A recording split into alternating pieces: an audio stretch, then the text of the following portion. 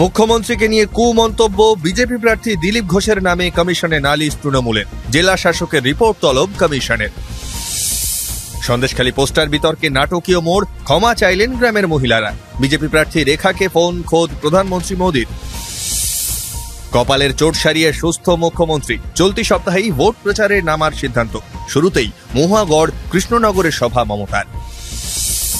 ভোটে চড়বে তাপমাত্রার পারদ, ভোটারদের সুবিধার্থে একগুচ্ছ পদক্ষেপ কমিশনের। ভোট কেন্দ্রে স্বেচ্ছাসেবক নিয়োগ, জারি নির্দেশিকা।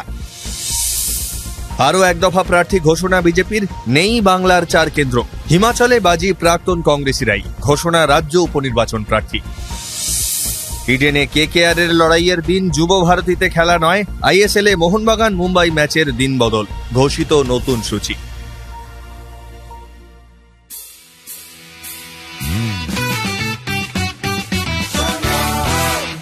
আপনি শুনছেন সংবাদ প্রতিদিন শোনো। নমস্কার, আসছি বিস্তারিত খবরে। লোকসভা ভোটের আগে বেফাঁস মন্তব্যের জেরে বিতর্কে জড়ালেন বিজেপি নেতা দিলীপ ঘোষ।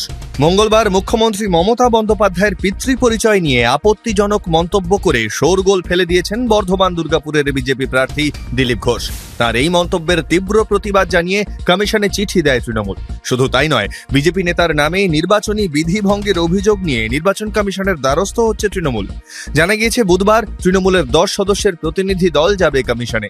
এই নিয়ে দিলীপ ঘোষকে এক হাত নিয়েছেন চন্দ্রিমা ভট্টাচার্য, শশী পাঁজা, কুণাল ঘোষ, কীর্তি আজাদরা। তৃণমূল নেতা কুণাল ঘোষের কটাক্ষ, ওর নিজের দল মেদিনীপুর থেকে বের করে দিয়েছে, তাই মানসিক হতাশায় উনি মুখ্যমন্ত্রীকে আক্রমণ করতে নেমেছেন। এদিকে দিলীপ ঘোষের কুমন্তব্য নিয়ে ইতিমধ্যেই রিপোর্ট চেয়েছে নির্বাচন কমিশন।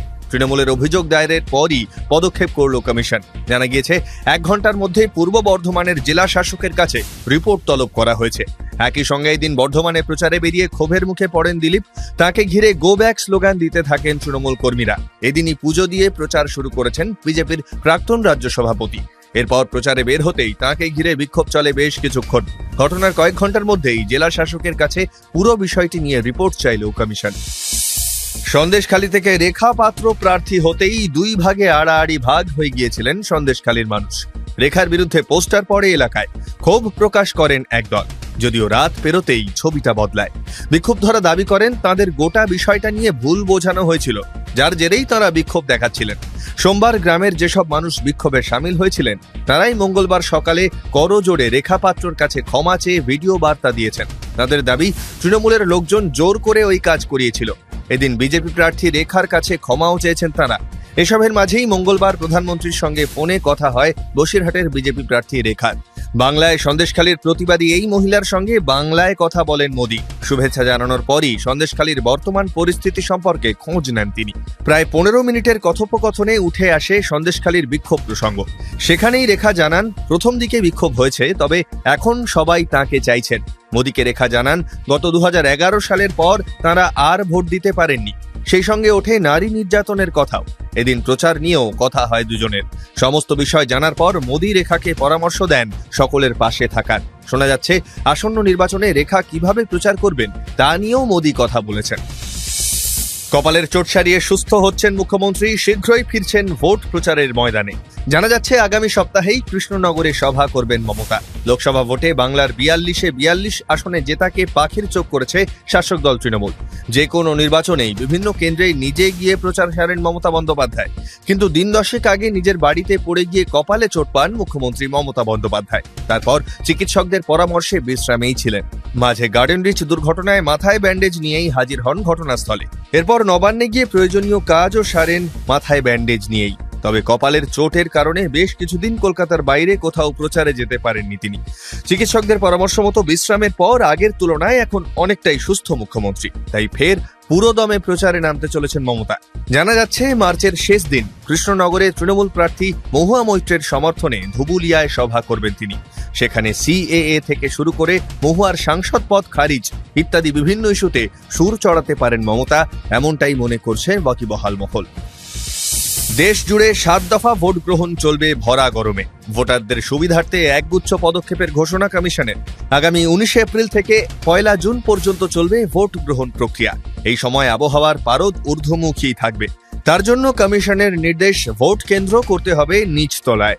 কোনো ভোটারকে 2 কিলোমিটারের বেশি ভোট দিতে যেতে হবে না। একমাত্র পাহাড়ি এলাকার ক্ষেত্রে এই দূরত্ব একটু বেশি হতে পারে।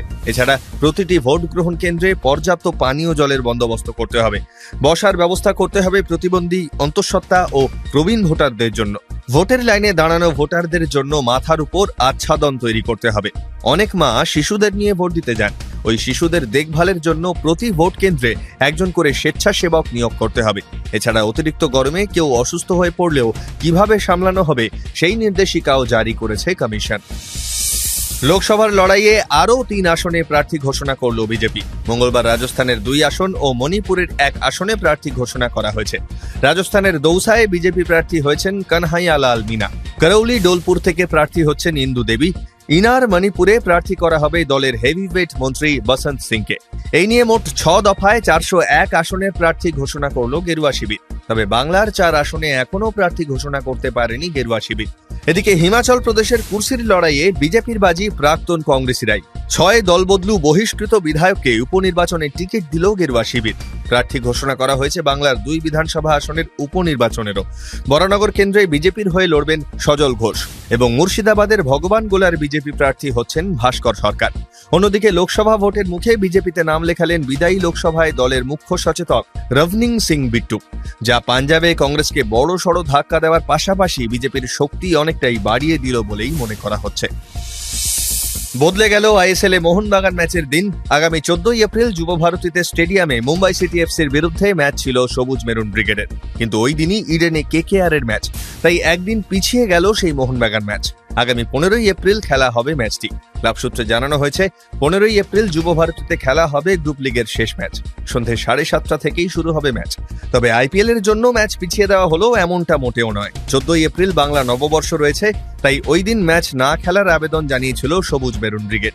সেই আবেদনের ভিত্তিতেই পিছিয়ে দেওয়া হলো এই ম্যাচ। আপাতত ইন্ডিয়ান সুপার লিগের 2য় স্থানে রয়েছে মোহনবাগান। 18 ম্যাচে 39 পয়েন্ট তাদের। লিগ শীর্ষে থাকা মুম্বাইয়ের পয়েন্ট 41। এই পরিস্থিতিতে লিগ সিরিজ জয়ের ক্ষেত্রে নির্ণায়ক হতে চলেছে 15 এপ্রিলের মোহনবাগান মুম্বাই সিটি এফসি ম্যাচটি। শুনতে থাকুন সংবাদ প্রতিদিন শোনো।